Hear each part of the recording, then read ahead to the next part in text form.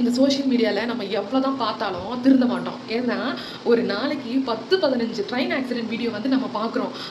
Train அடித்து இறந்து போகிறவங்கள நம்ம பார்க்குறோம். ஏன் ஒரு 4 நாளைக்கு முன்னாடி கூட 2 பொம்பளைங்க அந்த ட்ரெயின் வர டைமில் எப்படியாவது ஏறிடலாம், நம்மளை தூக்கிடுவாங்கன்ட்டு ஓடி வந்து ஏறுறீங்க. ஒரு 2 செகண்ட் தள்ளி நின்றுட்டு அதுக்கப்புறம் இந்த பக்கம் தான் வந்து ஏறுங்களேன். ஒரு ட்ரெயின் மிஸ் பண்ணால் கூட அடுத்து ஒரு டிக்கெட் எடுங்களேன். இல்லை பைசா போனால் போகுது, ஒரு 400 ரூபா ஒரு டிக்கெட் இருக்குமா, இல்லை 1000 ரூபா கூட இருக்கட்டுமா? ஒரு 2 நிமிஷம் பின்னாடி வர்றதுல என்ன ஆகிட போகிறீங்க?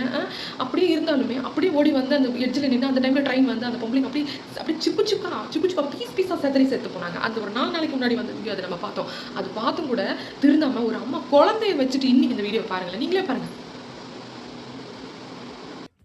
பார்த்தீங்களா, அந்த குழந்தைய கூட வச்சுக்கிட்டு அந்த இடத்துல நிற்கிறீங்களே. ஏதோ ஒன்று ஆயிருந்தா அந்த அந்த அங்கே இருந்தவங்க எல்லாருமே இறந்து போயிருப்பாங்க.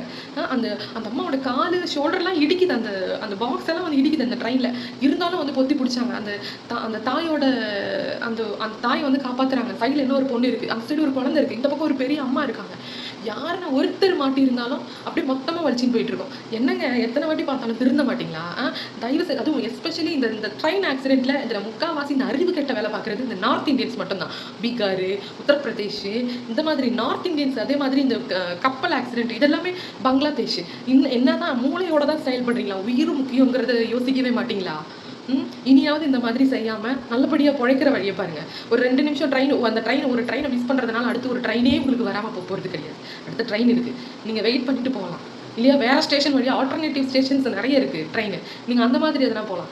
இப்படி உயிரை விட்டுட்டு என்ன பண்ண போகிறீங்க? யாருக்கு என்ன சாதிக்க போகிறீங்க?